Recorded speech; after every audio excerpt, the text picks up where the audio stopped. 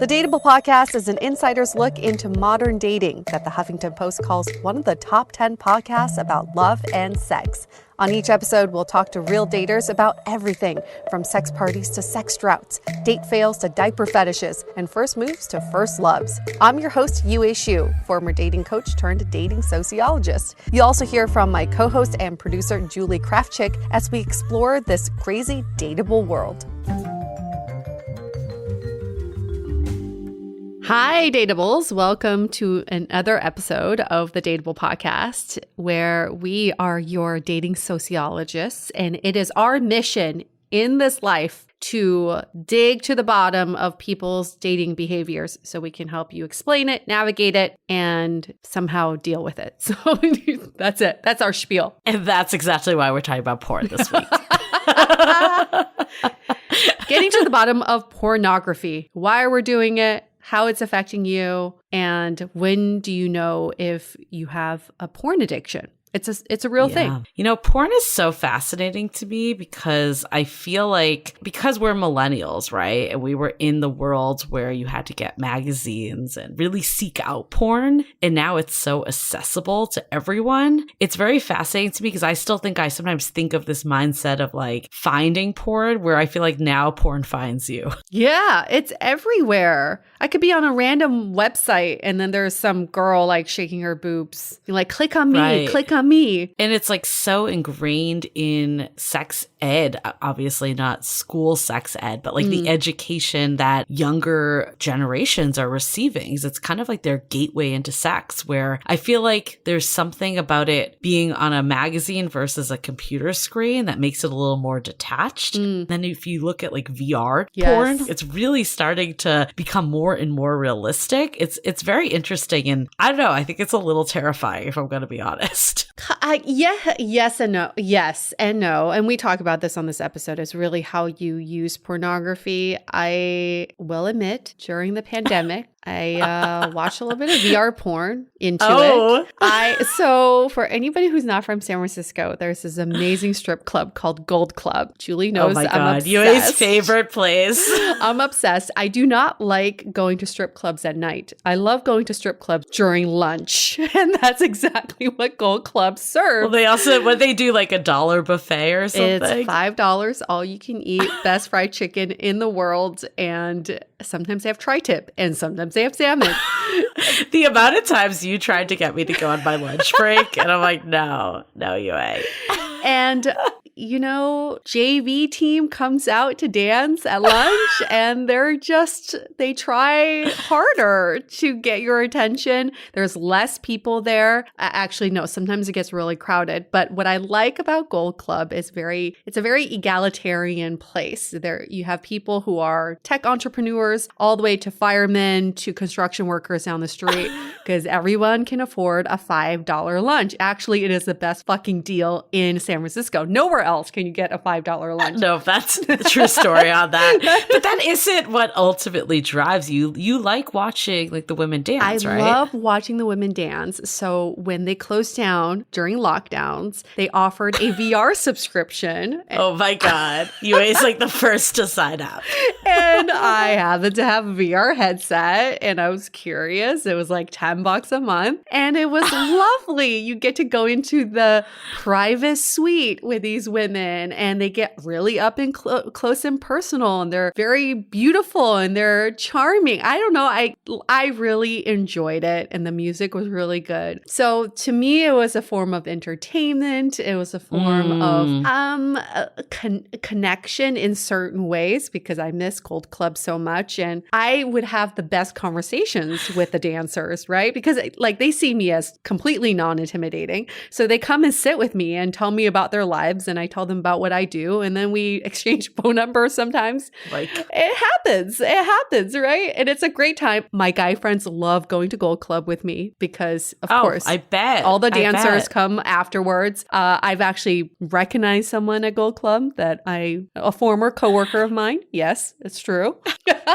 Only in San Francisco. I feel like we have two really interesting perspectives because I have no judgment to porn. I really don't, but it does nothing for me. I could watch it and it does not turn me on in the slightest. And at all. You know, at all whatsoever. There's nothing in it for me, but I know you love it. So I'm curious, like, what is it? And like strip clubs too. Like I've been before and I think there's like a novelty factor that's interesting, but it's not on my like weekly to-do list like it is on yours. Or weekly to-do list.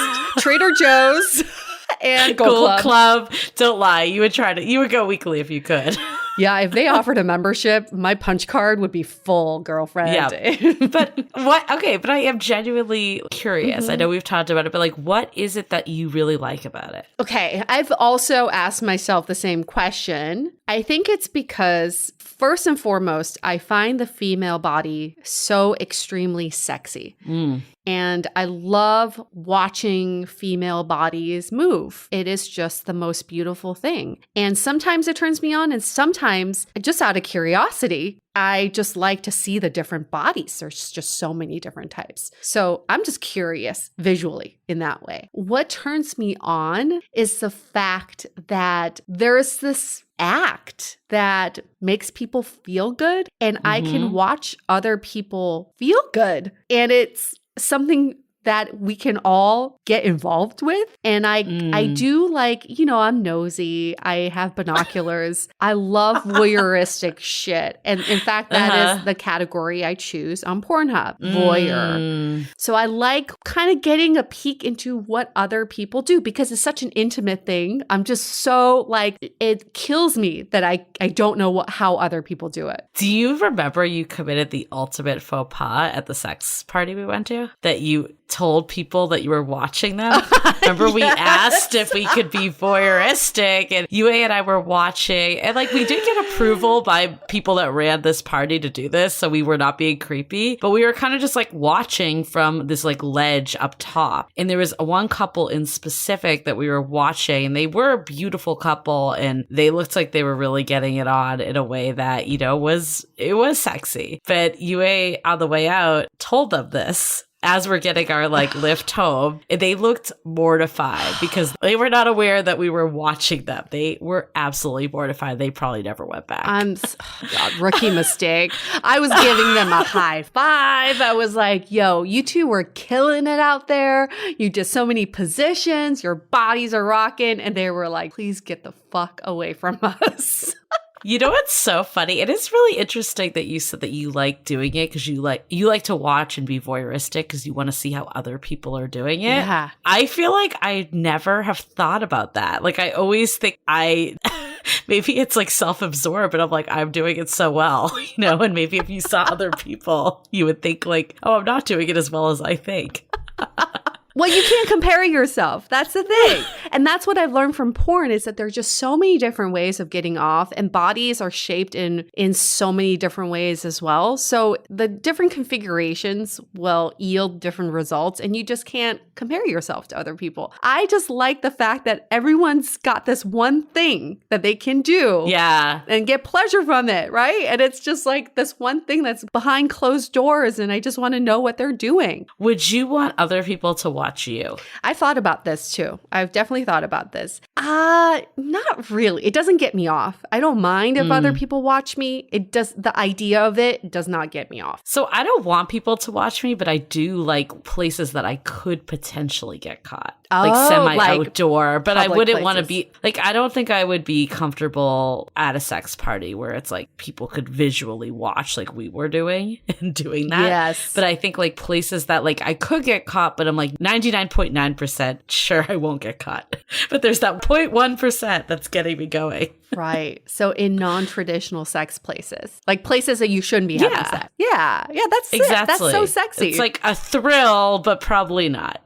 in reality. I find that super hot until you get caught. And you're like, no, that's right. not fun. Then that might change this fantasy for me forever. I'll like never want to do it, only in my bedroom from now on.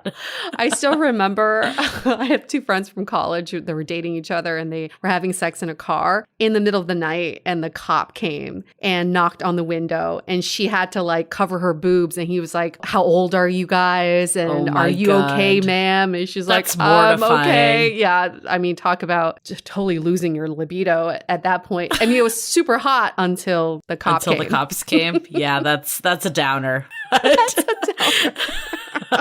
You know what's so funny about, I just like think this sums us up so well for how we prepared for this interview with Matt, which is our guest today, that he is a porn abstinence accountability coach. So we go through like his whole journey of, being addicted to porn essentially to coming out of it and being abstinent and, teaching other men his ways and seeing how it really impacted his life like any other addiction. Mm-hmm. But to prep for this, I went deep into the Reddit forums, the NoFap Reddit, which I learned is another word for masturbate, which I did not know. Fap. Yes, I did not know this until recently. But you watched hours and hours of porn, right?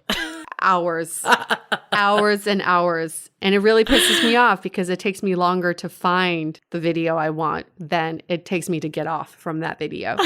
Yes. So hours is the correct description. So that sums up how we prepare for interviews. Wait, tell me more about this NoFap community and this Reddit post. Yeah, I mean, I think it's just people like holding each other accountable, like any other, like substance type abuse. And it's interesting because we talk about this in the episode. I feel like that's not as commonly understood. Like you think of AA, Alcoholics Anonymous, or NA, Narcotics Anonymous. Those are very like ingrained in our society as support networks, but you do not think of porn. Porn is a subset of sex addiction. Like I think there's been a little more, I've seen like movies that kind of have, there was like this Netflix movie about these two people that went to like a sex addiction group counseling type thing. Mm-hmm. So I feel like it's making a little more mainstream, but it's interesting to me that like people do turn to Reddit and places on the internet to say this stuff because there is a lot of shame associated with it. Yeah. And I think that's what we really dig into here too, is that the shame exists. It exists for the person that's doing the addiction with, especially when it comes to porn and sexuality. There's already like a built-in shame there. And then there's a lot of shame if there's a partner in the situation. I could totally see why you would have this like, am I not good enough mentality, which actually is quite in line with the question we got today. So yeah, Yue, do you want to kind of read that off? I think it's a really good one. That's super relevant. So this person wrote in and said, I've noticed that my boyfriend has been watching pornography with women who look nothing like me.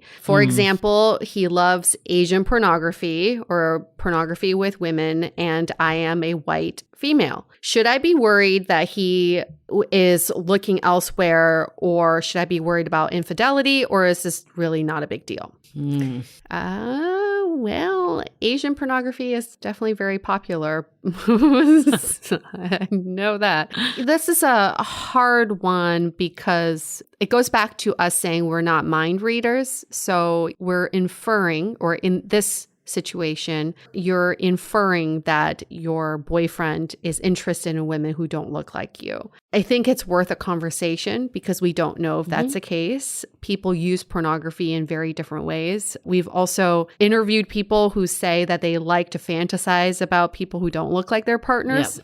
As purely as a fantasy. And I think there's something very biological to that. It's, we're curious. We're curious creatures, and there's just so many different kinds of people out there. But it could be a problem if there is an addiction of some sort, and if it's taking away from your relationship. So ultimately, we can't be the judge of that. Only you and your partner can get an answer, get to an answer at least. And all you can do right now is have an open conversation about it. Yeah. I mean, I think I echo the statement of we don't know why. we don't know why they are looking at this subset of porn. We don't know. It could be the fantasy element that you said, or, I think it's unrealistic to think that our partners won't find anyone else attractive other than ourselves too. Whether they act on it is a different story. And I think people can debate if porn is cheating. And I think that is a conversation that's probably between you and your partner and how you feel about porn. But I think the whole element of, it kind of reminds me of like when someone says like, I have a type. Just because they have a type doesn't mean that they're not attracted to you. And also I've read like things about this, and you could almost like view it as the highest form of flattery, that even though they have a type, they still want to be with you. So I think it's all how you like spin it and talk to your partner and really see where it's coming from. But I do agree, like if you're not, if your partner's not intimate with you and they're only looking at Asian women in this case, then it's a problem. If you're like feeling loved and supported and connected, then maybe not so much. It kind of reminds me too of just even outside of porn, but I think a lot of people see their partner looking at, Instagram models, for instance, and liking photos, and what is the line? And I think realistically, there's all types of, women and men in all shapes and sizes, all colors of the rainbow, all of that. So I don't think that it's always going to be that your partner only likes one specific look. But again, it comes down to how problematic is this for you? It's always worth a conversation, because maybe even just by hearing that it bothers you, it might change their behaviors a bit. Or they might reassure you that it does not mean that they don't find you attractive in any way. Yeah, we have to be really realistic about what's coming up for us. And I think I've been in this situation where I asked, am I not enough? Am I not attractive enough? Is my partner going to cheat on me? And that comes from all of my own insecurities in the relationship. And that's what's coming up for me. So in this situation, have that open conversation with your partner, but also tell them what is coming up for you. I think sometimes our partners don't know that this is impacting us in such a negative way. So it's just so important to keep them in the loop, but do not jump to conclusions. You have to collect all the information first. I think it's also important to maybe look at it the reverse. Maybe you're not looking at porn because that's not your thing, or maybe you are. If you are, then that's even easier to make the comparison. What are you looking at? Yeah. And does that line up? I've heard of people that look at, like, women that look at lesbian porn, and they're not in real life. They've never acted on being with another woman, but for whatever reason, the lesbian porn is drawing them in for whatever reason. And maybe that is the fantasy element of it, or maybe it's a completely different reason. We don't know. But I think even if you're not a porn watcher, I kind of think about it as like, I don't know, like I think Channing Tatum is super attractive. So hot. Like, yeah. Most women that you poll would think that he, or like Brad Pitt or George Clooney, like the people out there are super attractive. Does that mean that I don't think my partner's attractive because I think they're attractive? No. It's like, it's not a comparison. And also, just because I think they're attractive doesn't mean that I'm, well, first of all, not going to date them because of many reasons. They probably don't want to date me either. And I would never come in contact with them. But you never hypothetically, let's just say it in a perfect world, I could date them. It doesn't mean I would want to, because I don't know what their personalities are like, or I don't know how we would jive as a couple. Like, just because they're like an attractive person doesn't mean that that's going to be who you choose to be with. Sexuality is very complex, and I think it's important to notice that in your partner, and also by catching them watching this kind of porn makes it seem like very sneaky, and there's a lack of trust there. So maybe even go in with the mindset that maybe they're not sneaking around or hiding this from you. It just so happens that you are seeing it. So go in with an open mind, have an open conversation about it, and also go in with the intention of learning more about your partner. Yeah, and some of it just might be habits from long before they met you. Maybe you've given them a new perspective. Like, there's other ways to think about it too. True that. So getting into some announcements here, we have some really good news. A few months ago, we opened up a program called Finding Your Person, and it was it was hot. I mean, it was like people were our wait list was completely full and our program sold out. But we are now opening up the program again. So, because we saw there were so many people on the wait list still. And of course, we want everyone to find their people. Mm-hmm. And the other side of this is that we've seen so much great feedback from the current program and people who are in it. So we really want to share this program with more people. We are opening this up only to our listeners. And to do that, you just have to go to findingyourperson.com, get yourself on the wait list, and you'll be informed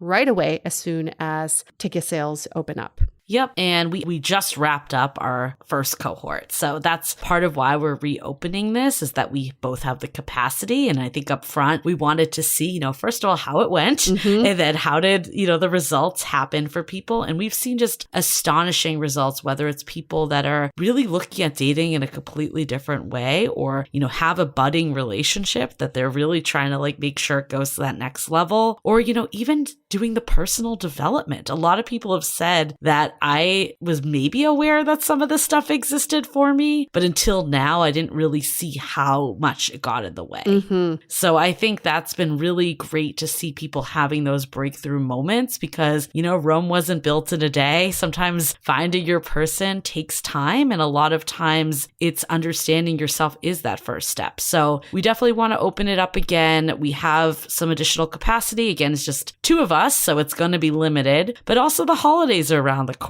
Cuffing season's around the corner. I think we want to make sure we give back and give this wonderful program to as many of you that want to partake in it. Again, that website is findingyourperson.com, and we'll be putting up some more details on our Instagram as well. So you can feel free to DM us there if you have any questions. Awesome. Okay, let's do a couple of quick messages from our sponsors. This episode is sponsored by BetterHelp. We at Dateable are huge fans of therapy, and BetterHelp can match you with your own licensed therapist and connect you in a safe and private online environment. Me, for example, I was able to start communicating with my therapist in less than 48 hours. It was so quick. Now, BetterHelp is committed to facilitating great therapeutic matches, and it's more affordable than traditional offline counseling. Their licensed professionals specialize in everything from dating trauma, stress, anxiety, trauma with a big T, depression, grief, you name it. They have someone who's an expert in that. We at Dateable wish for all of you to live a happy, healthy life. And that's why as a listener, you'll get 10% off your first month by visiting our sponsor at betterhelp.com/dateable. Join over 1 million people who have taken charge of their mental health. Again, that's BetterHelp, spelled HELP.com/DATEABLE. Okay, let's get into it with Matt from Porn to Purpose.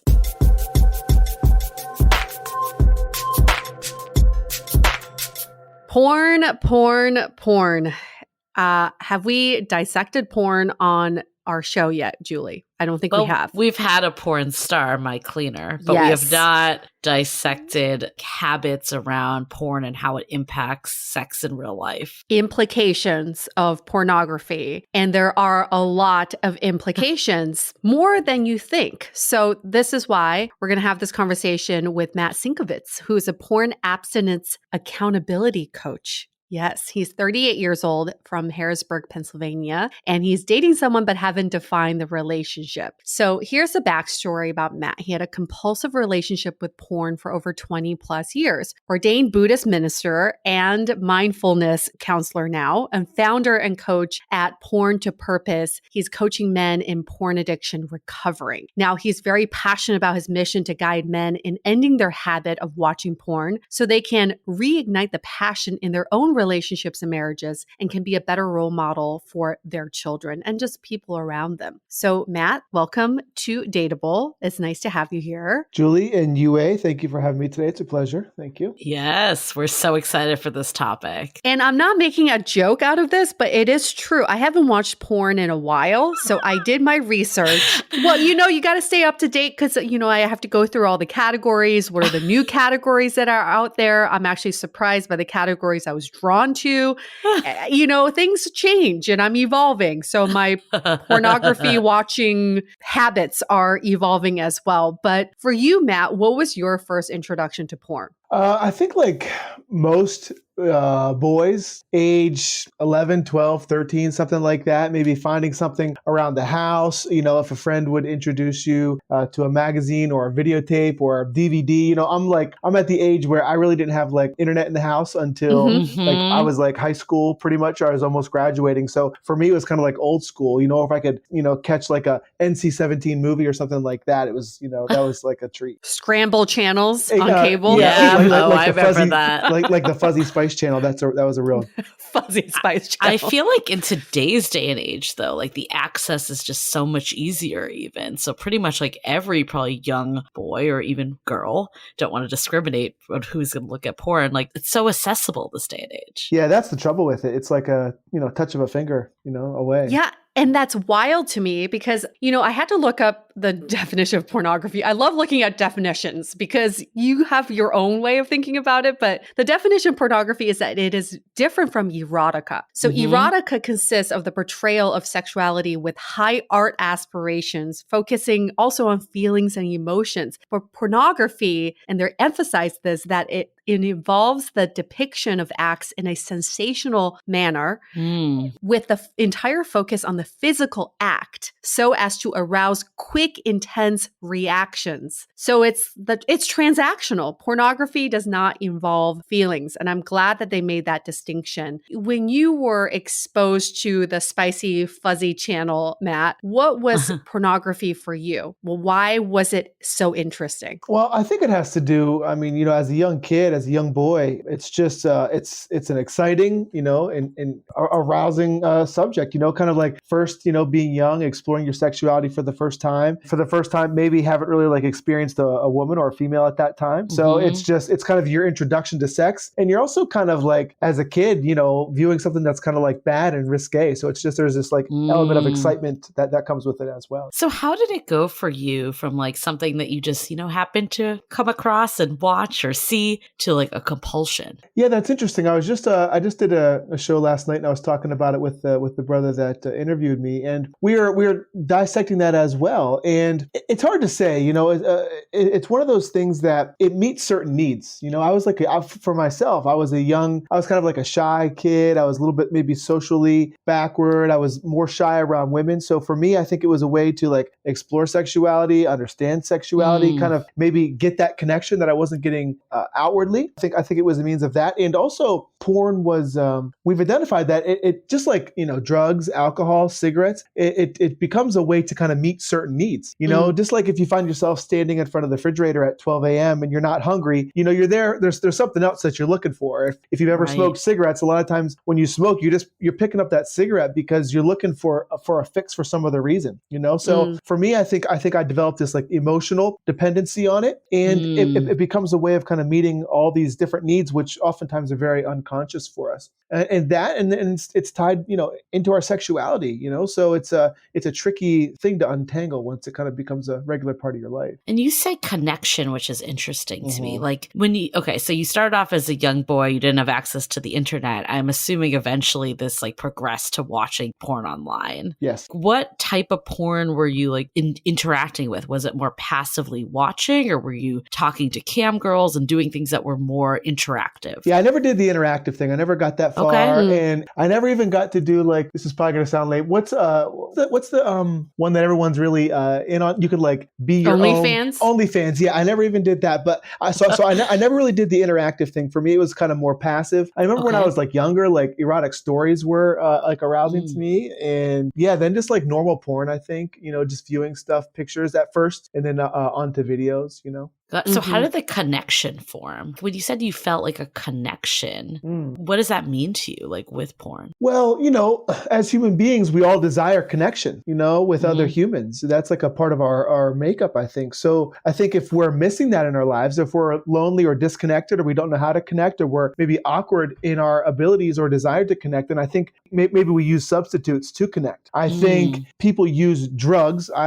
qualify like an addictive relationship with porn as a drug. People use drugs as a form of connection. In the work that we do, like one of the ideas is that the opposite of addiction is connection. So whether it be drugs, alcohol, or food, it's like we're attempting to connect with something through that medium. Maybe it's with ourselves, and maybe it's we're looking to create that, which we're not getting from others. So yeah, to connect with others. So some would argue that pornography is a good way for people to start exploring their sexuality, especially in our culture where we don't actually openly talk about sex yet. In sex ed, we're not seeing pornography. We're just talking about how to not have sex. Right. So what would you say to that? Do you think that there are some benefits to pornography? Yeah, that's interesting. I take a very kind of like moderate stance on it. I don't take a hardline approach, that maybe some would that say it's all bad or it's all wrong. I think there can be a healthy relationship with it potentially. I often liken it to any potentially addictive substance, like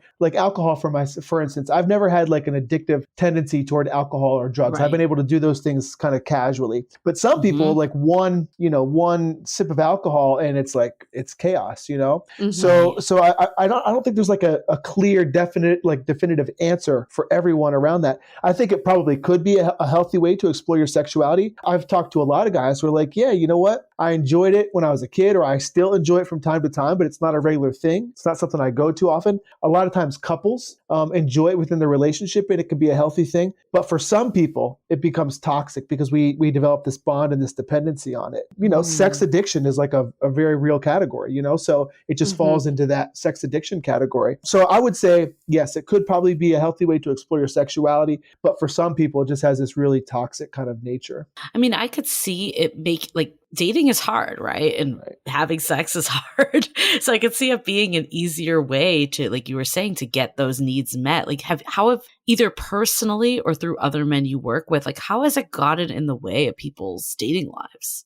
I think massively, because you get into this kind of loop. I mean, even for myself, even in like my 20s and stuff like that, this was when I kind of began to be aware that it was like an issue. Like it'd be easier or more satisfying just to stay home, in front of the computer than it would be to go out on a Friday night, because everything you've got is everything, like your wildest fantasies are all right there, so it's really easy to go that and to get dependent on that. And for a lot of guys, especially if you've got a regular relationship with it, it has this kind of draining effect. It fogs the mind. It makes you feel not very good about yourself. So that kind of has this cyclical effect of maybe you use porn, you masturbate, you're like all these like feelings of shame and all the stuff that oftentimes comes up around it come in, and that just kind of like keeps you not wanting to go out. And so you just go back to the porn, just like any cycle of drug use, it's kind of like there's just this repetitive kind of nature about it, which keeps you in that cycle, because it is easier to stay inside. You can grab that dopamine hit really easy. You can get that connection. You can feel oftentimes desired. You can feel significant. Right. There's like this aspect of stimulation that occurs. So it meets a lot of needs. Like there is that side of it. So really easy to get stuck in that loop. And then when you're down, it's just easy to stay down, I think. In your line of work, do you see that there is a correlation between porn addiction and sex addiction? Oh yeah, it's in the same category. So whenever we do the work in our curriculum that we use with the men, we kind of generally, we focus in on the porn addiction, but like the overall umbrella is sex addiction 100%. Yeah. Okay. So then for yourself, did your porn addiction manifest into a sex addiction as well? No, I think it was more, I think generally speaking, thankfully, I've always been like pretty healthy in terms of like regular, like human sexual connection. That was never really an issue for me. I wasn't like acting out, I think, in unhealthy ways. I think, as a youngster, I was like more promiscuous for sure, like many of us are, so maybe there was some unhealthy qualities about that. But no, for me, it was really just the porn seemed to be the problematic part for me. Did it get in the way of your sex life? Because I've read places that if you masturbate too much, you might not like actual sex because it's a different motion. Yeah. And I'm speaking in heterosexual terms in those relationships. What has been your experience with porn seeping into actual real life sex? Mm-hmm. Yeah, I mean, porn again, and I'll say any potentially toxic habit or behavior has a way of affecting all areas of our life. And for me, definitely one of those was my relationships. And again, as I like grew, I think in awareness, as I grew in consciousness, as I began to kind of wake up to the negative or adverse effects of this, I began to see these things more and more. But yeah, it creates a degree of secrecy oftentimes within the relationship. I would say in most cases, there's that degree of secrecy. And for me, it kind of created this sexual awkwardness that would kind of come up. Maybe if you're using porn frequently and then you go to engage and have regular sex, so you just kind of feel like a little bit uncomfortable in your own skin. That was kind of like my experience, and the best way I could explain that. Or maybe you kind of know in the back of your mind you're hiding something from your partner, or you just don't really feel like you're in real integrity. And then I think the most obvious forefront issue would be like if you're using pornography regularly and you're masturbating regularly, it's like when evening comes or whatever time of day and your partner wants to connect, you may be disinterested or just not present or just disconnected. You know what I mean? So it's like men operate a little differently than women. Oftentimes like men after like orgasm like need a break oftentimes. You know what I mean? So if you're like doing that all day long, or regularly, some guys have a very frequent, relationship with porn. Then when it comes time to be connected and intimate, like the desire is oftentimes not there. So there is something to be said with the way pornography is used and how it affects you, right? Because I think in my experience, in my own personal experience, as well as talking to friends, there are 3 different ways people use porn. 1 is reflection. So reflection of reality, what they experience. 2 is fantasy. And 3 is novelty, something that they've never seen, they've never tried. It's just purely for the novel idea of it. Of the 3 buckets, which one do you think is the most dangerous if you were to be addicted to pornography in that category? So I wrote this down because I'm like, this is interesting. So it's reflection. And then the second one is what is it? Fantasy, fantasy, and novelty.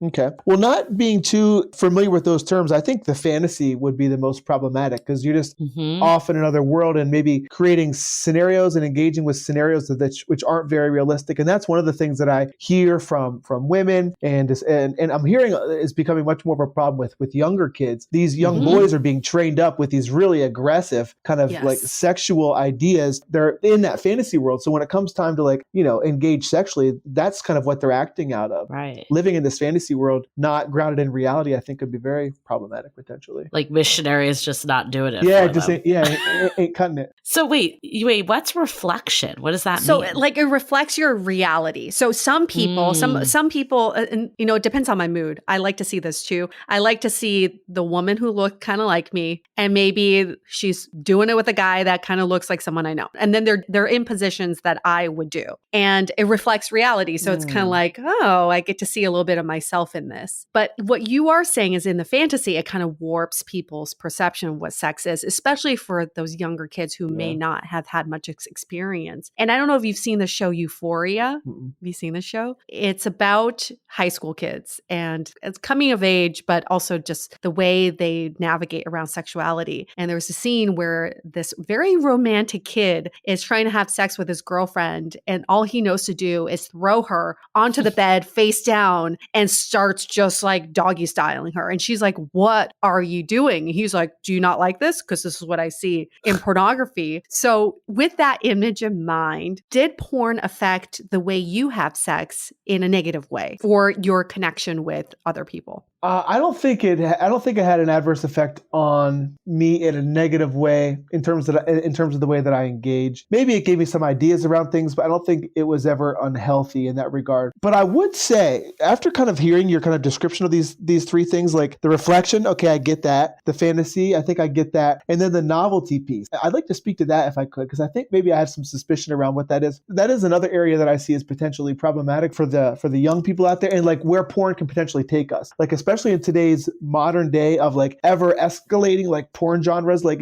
you were out there kind of checking out genres and stuff. Yes, genres. That's a good word. Yes. It gets weird. It gets weird today, It gets weird. Like if you went to Pornhub and like looked at the categories, like it goes way far out and it goes weirder and weirder and weirder. Wait, what's like a weird one you've seen? Or I don't want to say weird because, so it could be someone's cup of tea, but exactly.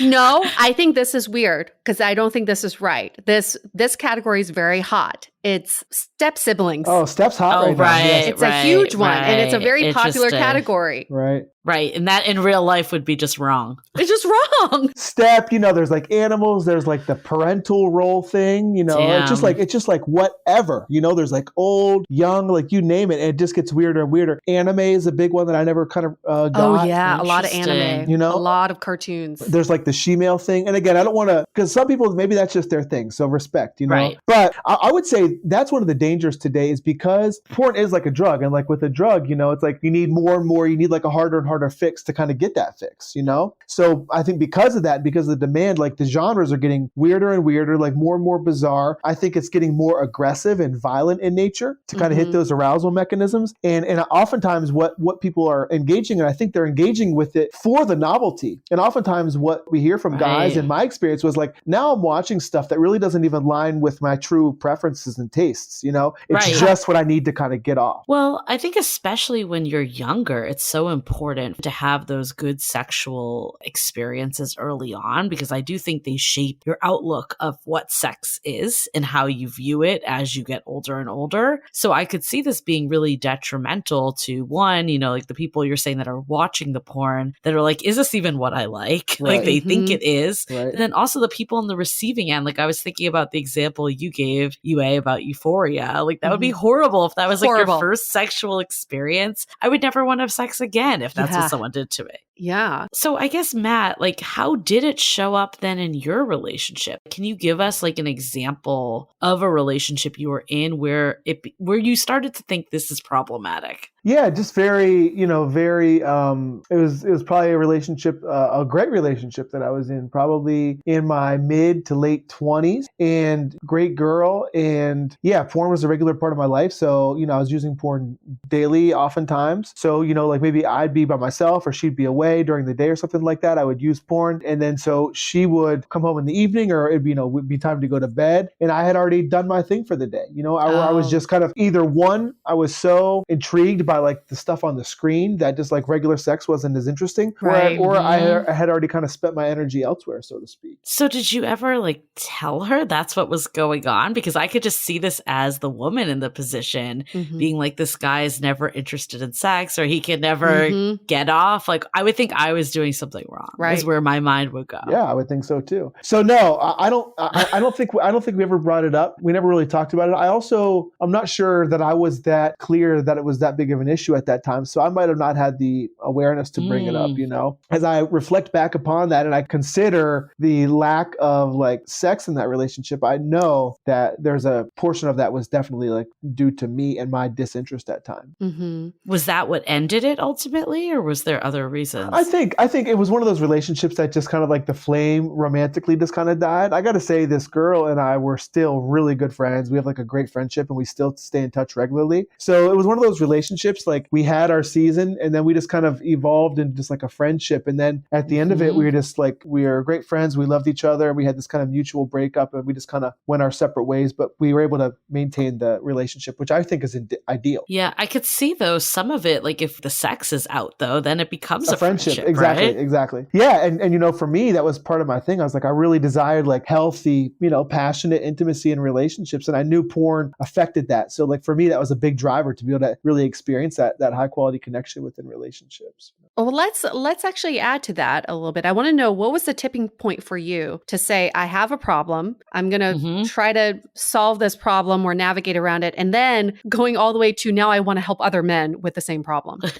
Yeah, for me, it was just, I was in my 30s, it lasted from my teens into my 30s. And I just kind of like began to have this awareness that it was something that I had to hide in my life. I became really conscious of like the way it adversely affected me, and it was something that I had like decided like multiple times, like I'm done. I don't want to do that anymore. I don't want to go back, but I continued to return. So, and I was also kind of moving more into entrepreneurship. I was moving more into service and like feeling called to like serve and move my work into the service of others. And I kind of felt like I had this skeleton in my closet unresolved. And I felt like it was like literally inhibiting me from moving into the work that I was supposed to be doing and the life that I was supposed to be living. So I think all the adverse effects emotionally, mentally, spiritually, physically that result, just kind of like being done with that and having wanted to quit but not being able to and continued to return. Porn's one of those things that most guys try and resolve on their own most of the time, for like a long time before they realize it's an issue. And then third, my whole organization is called Porn to Purpose. I was feeling called to live my life in greater integrity and greater nobility and greater purpose. And I felt porn was like a spiritual ceiling to me, I felt, of sorts. And I couldn't engage in the work the way I felt I needed to and wanted to with it still present in my life. So that was it. And may I continue? Yeah, okay. Keep going. So what I ended up doing was I had been heavily involved in personal and spiritual development, and I've always hired coaches. I've worked with a lot of coaches and mentors. So I was like, coach, and so I ended up dropping a couple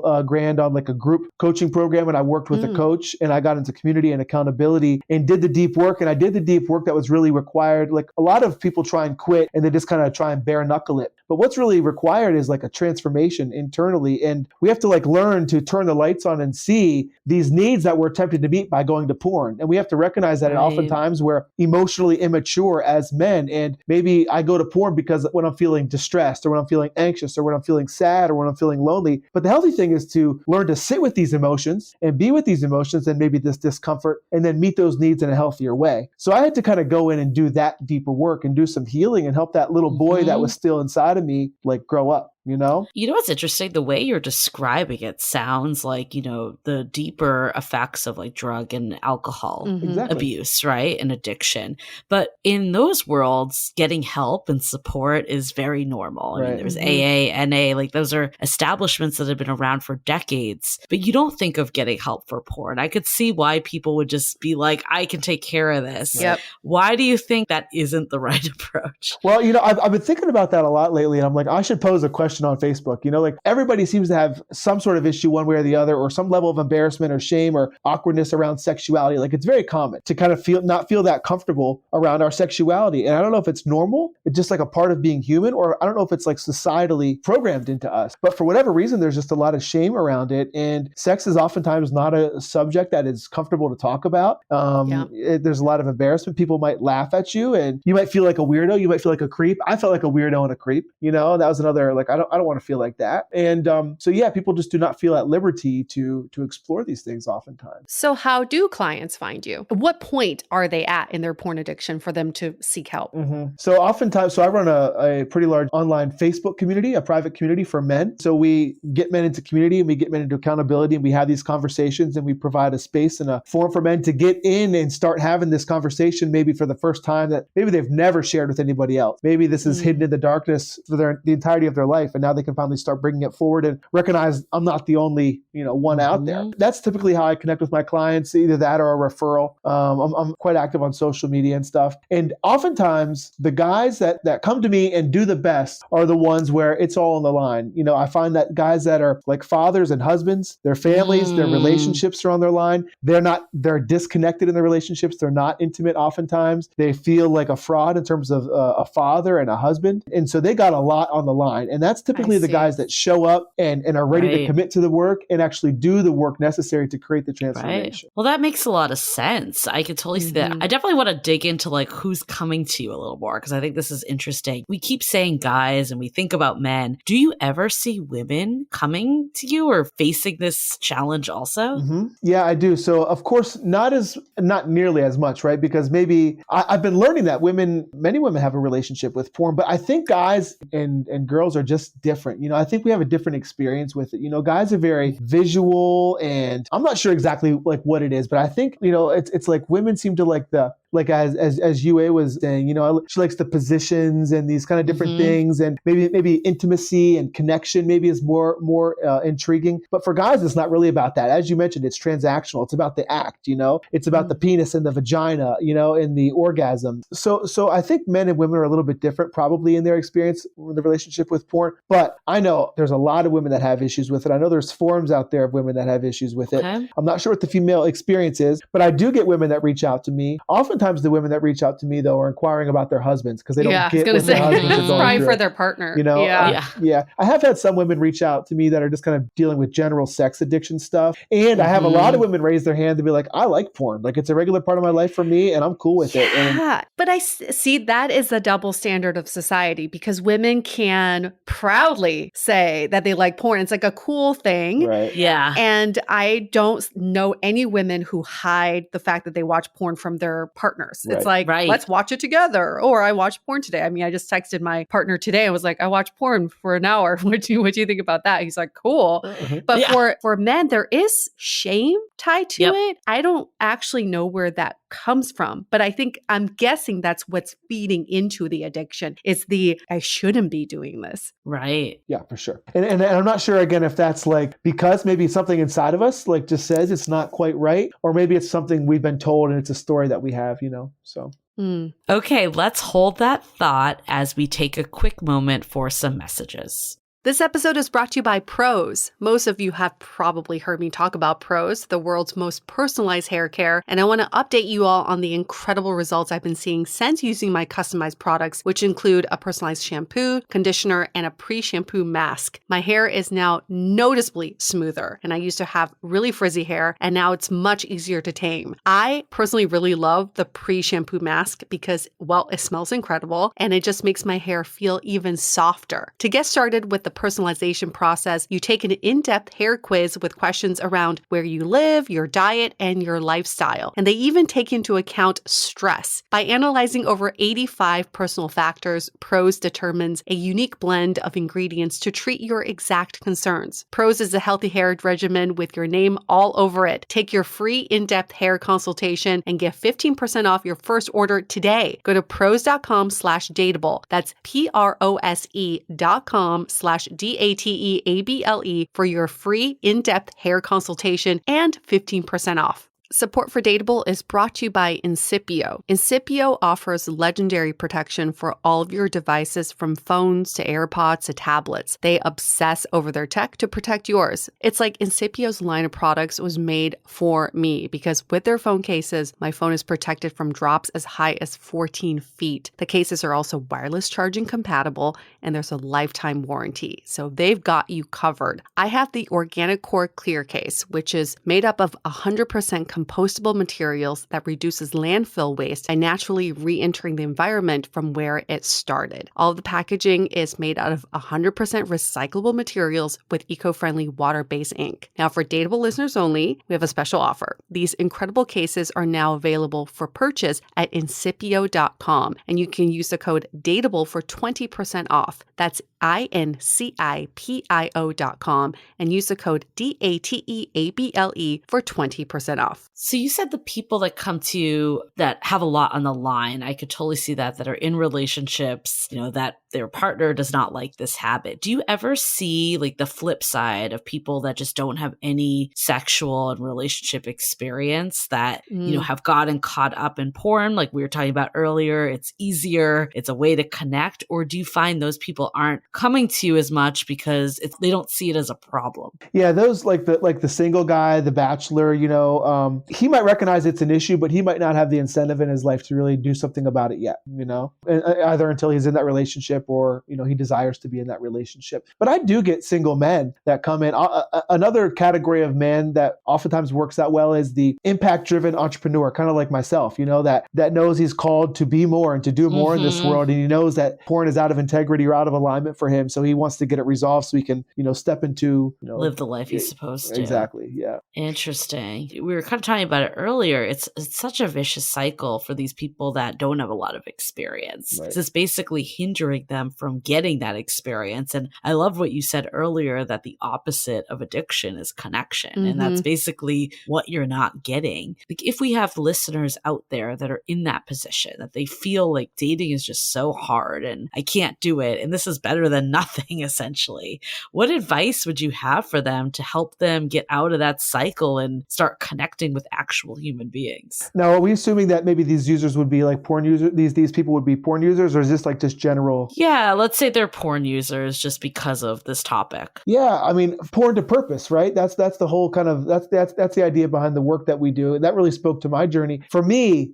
it really comes down to like tapping into a vision for your life. Like you've got to wake up to the issues that porn is creating in your life and the way that it impacts your life. And then we get clear on like what we want to experience. Like what do we want in our relationships? What do we want in our work? You know, what do we want in maybe our spiritual connection, our relationship with God? What do we want in our physical health and our sense of vitality? And we recognize that porn affects all these areas. So for me, it's like getting to this point where like I want something different, you know, and just kind of recognizing that there's more out there. But that really is that purpose, that vision, that why is such a crucial piece in the long-term journey because you got to have something to really incentivize you to make the change. And with that, I would love to know only as much as you can share of the clients that you've had, because I can see some people saying like, how bad could it actually get? Mm-hmm. Can you tell us how bad it could actually get? Can you give us any stories? Yeah, I mean, I think I could give you like generalities and like what I commonly see. You know, I commonly see, 40, 50-year-old men who have had porn addictions for 30, 40 years since age,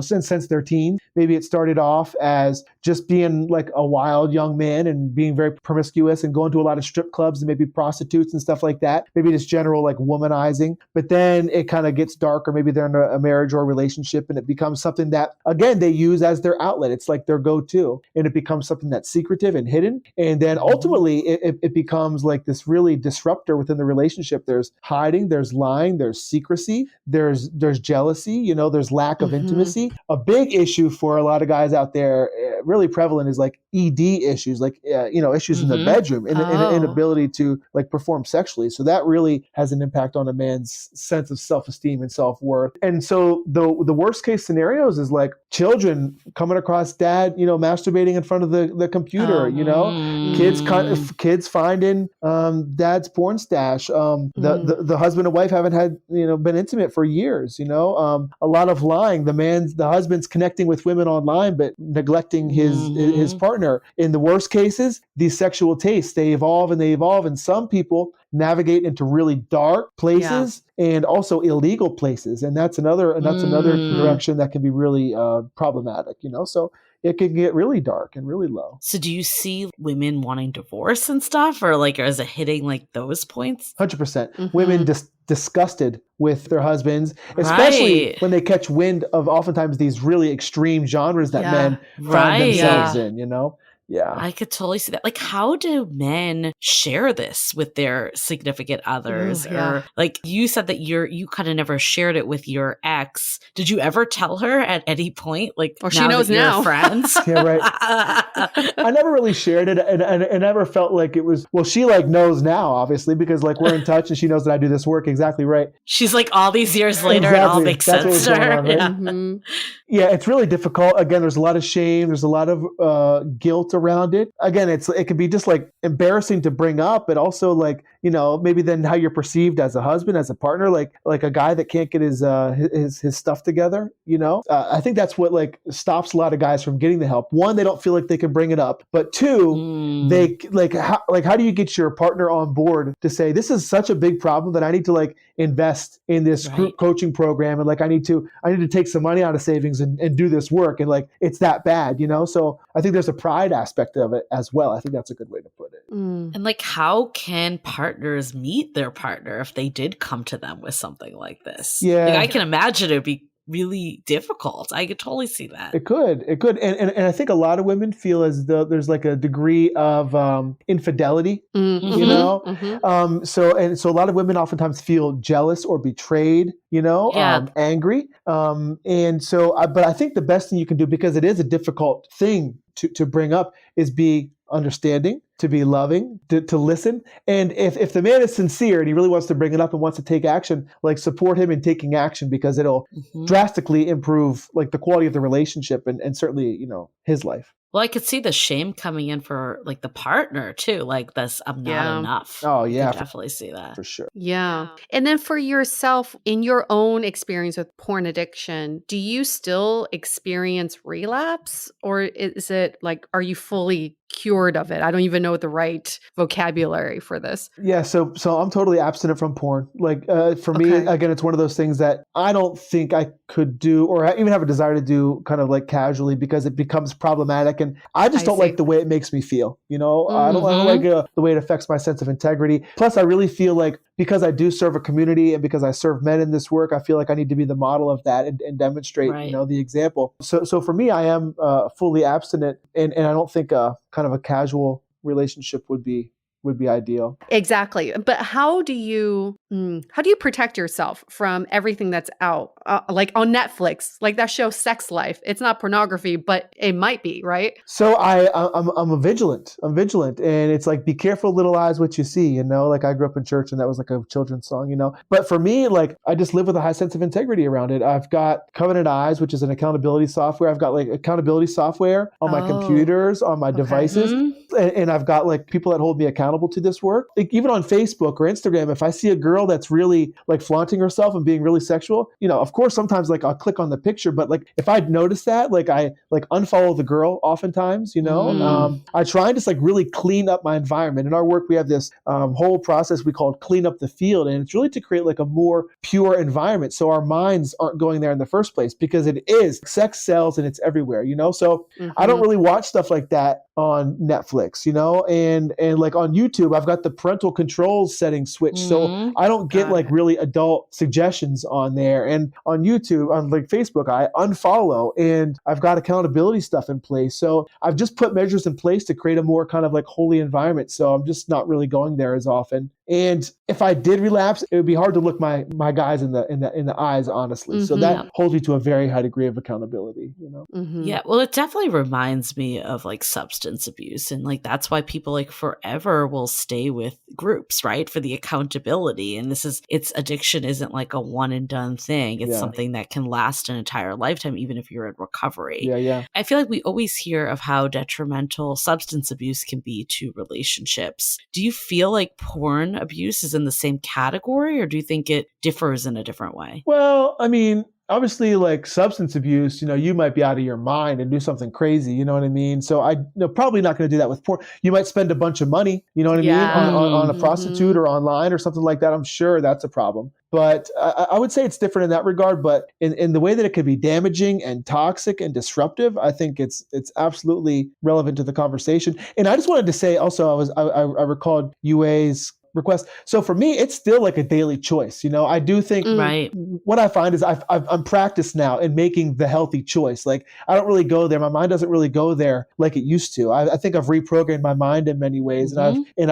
I've shifted my identity. Like I'm no longer that man. But I still have to be vigilant, and I still have to be mindful. I still have to be watchful and cautious, and I still get triggered. The thought still crosses my mind, but I think it's like the less we water certain plants in the garden, it's like they begin to die, and we can allow new things to grow, Right. I definitely see like what you're saying about the dangers of substance abuse. That isn't there as much because it's not mind altering. Right. But I do think what I'm hearing is that a lot of like the fallouts of relationships can be similar. The, sneaking around, the lack of trust, like all of those aspects of how it impacts. Like, I guess now that you're not doing this, how has this changed your current relationship that you're in? Either in terms of just how you show up presently, and then also like your sex life. Like world's different, like porn, I think generally speaking, robs us of our power as men, especially if there's a lot of masturbation involved, because like when a man ejaculates, there's that energetic kind of drain that occurs, it's like the rest period that's often,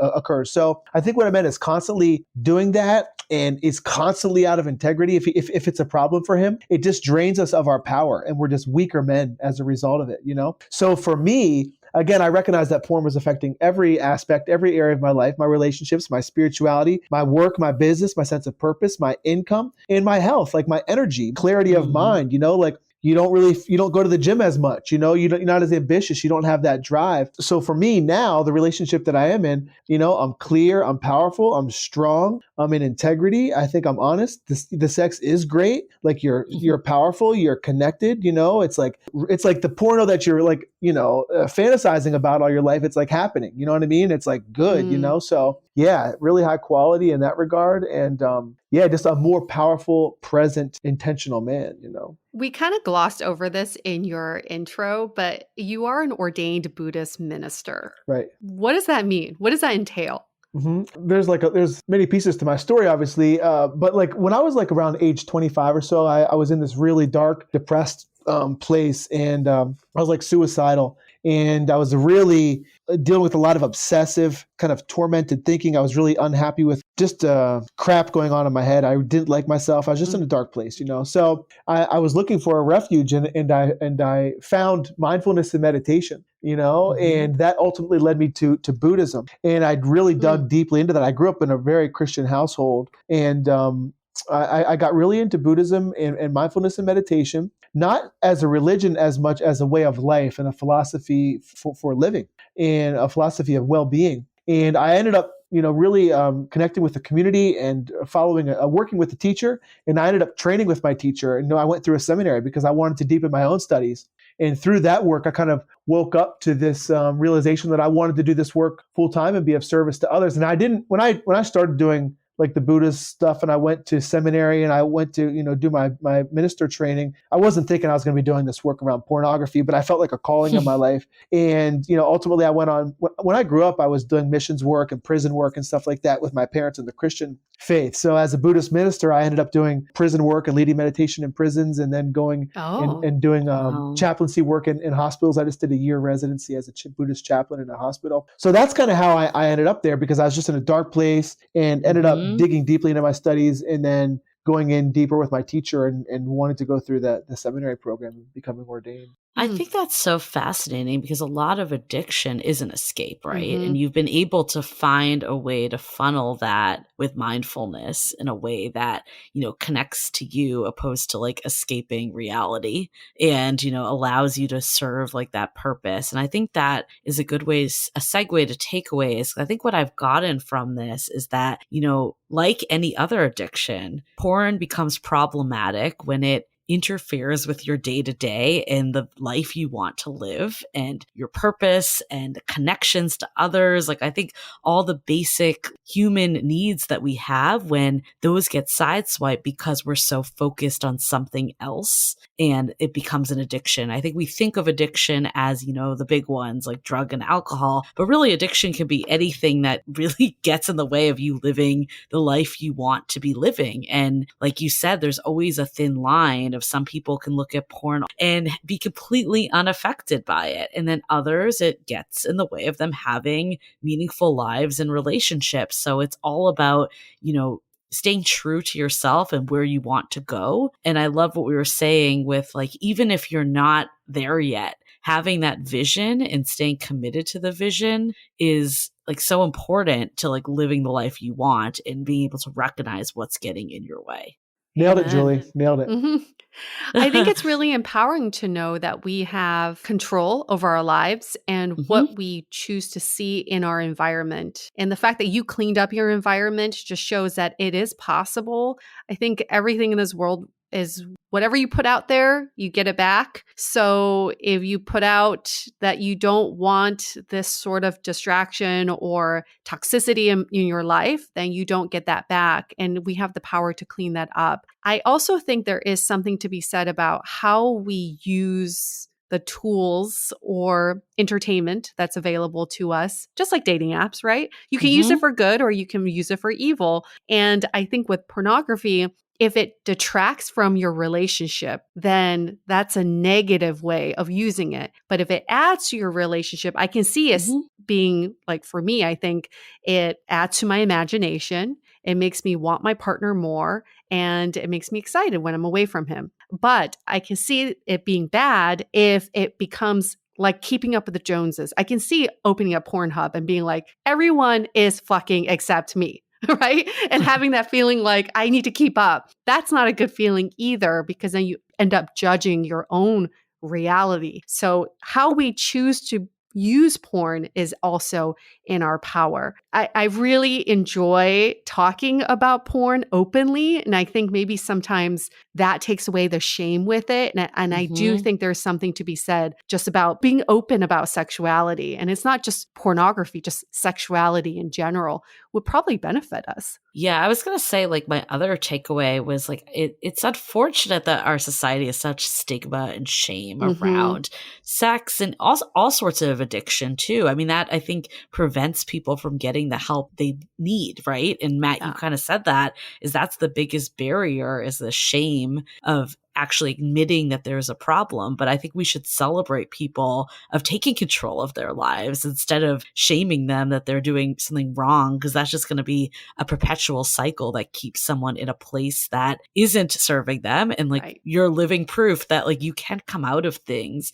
if you put your mind to it. It's 100% possible. Mm-hmm. Wonderful. Anything else to add, Matt? I know you like live and breathe this stuff, but no, there's always like a lot of stuff I could say, but I would just say, a couple ways that we kind of like identify, like, is porn a problem for me? Is this an issue for me? Now, I'm not sure how many men listen to your show. We have quite a few men, a lot of men, yeah. But a couple ways that I think one could maybe judge or gauge, is this problematic for me? First of all, you probably just kind of know, like on a gut instinctual level, if it's cool with you or not. Another way is like, what is your experience with of pornography, like around pornography? Like after you use it in the days and the weeks that follow, like how do you feel about yourself? How does it affect your sense of self-confidence, your sense of self-worth, your energy levels, Feel socially awkward, sexually awkward? Like pay attention just to like the direct immediate feedback that you receive. Number two is it something that you are having to hide in your life? You're having to hide it from your partner. If you have to sneak it around. If you handed your phone over right now to your partner to go through it, like, would you be okay with that? Like, is it something you have to hide and sneak? Is that like a sneaky energy in your life? And number three, have you told yourself or decided at some point that you were going to quit, but you continue not to? Those would be some great indicators that you could use to gauge. And I think if you wanted to begin to explore it, get into community is a great first step. Just get around other people that kind of, as you mentioned, Julie, normalize the conversation for you a little bit, allow you just to get it out a little bit and just kind of recognize you're not alone in this journey, and you can begin exploring some resources that way and get some support. So. Well, that's why I think like Alcoholics Anonymous and Narcotics Anonymous has been so successful and helpful to people, is because it gives community at the end of the day. So I'm really glad to hear that there is this for porn and you're like helping lead the way. I guess like for people that want to learn more, that might be going through this, what are some ways that they can kind of get in touch with you and find these communities? Yeah, well, thanks for that opportunity.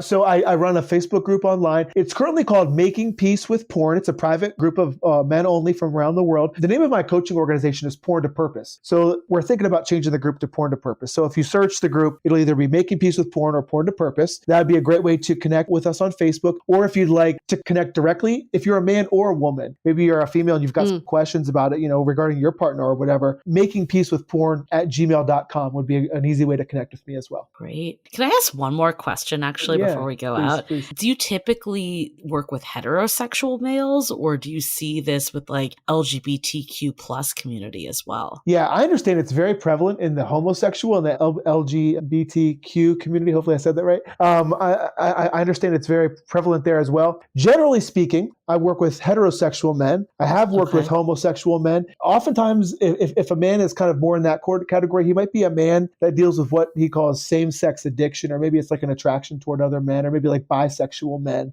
So they're kind of working through navigating that terrain in their own life. But I'm here to help all. But generally it is heterosexual, like identifying men. Yeah. Got it. Well, thanks so much, Matt. I mean, this is a wonderful conversation, and I'm glad that we're openly talking about it. And for, any of our listeners who want to learn more, you have all the resources now. We are going to wrap up this episode, but before we do so, we always like to say this. We love you. We hope you love us too. And if you do so, please go into Apple Podcasts and give us a 5-star rating and write something nice or write something insightful. We love reading those love notes that you've all been sending in. Those are great. And you can always tag us on Instagram at DATEABLE Podcast if you have some feedback or just want to chat with us about stuff. And on that, we're going to wrap up this episode. Stay Dateable. The Dateable Podcast is part of the Frolic Podcast Network. Find more podcasts you'll love at frolic.media/podcasts. Want to continue the conversation? First, follow us on Instagram, Facebook, and Twitter with the handle @Dateable Podcast. Tag us in any post with the hashtag StayDateable, and trust us, we look at all of those posts. Then head over to our website, dateablepodcast.com. There you'll find all the episodes as well as articles, videos, and our coaching service with vetted industry experts. You can also find our premium Why series where we dissect, analyze, and offer solutions to some of the most common dating conundrums. We're also downloadable for free on Spotify, Apple Podcasts, Google Play, Overcast, Stitcher Radio, and other podcast platforms. Your feedback is valuable to us, so don't forget to leave us a review. And most importantly, remember to stay dateable.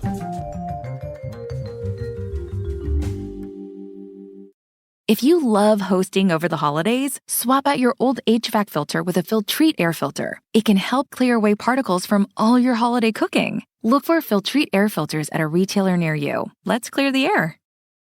Finally, a bed that senses snoring and automatically responds. Meet the Ergo Smart Base from Tempur-Pedic, our first system that detects snoring, then automatically adjusts by raising the bed. Get your best sleep all night, every night. Now, save up to $500 on select adjustable mattress sets during the Tempur-Pedic Black Friday event. Get full offer details at TempurPedic.com.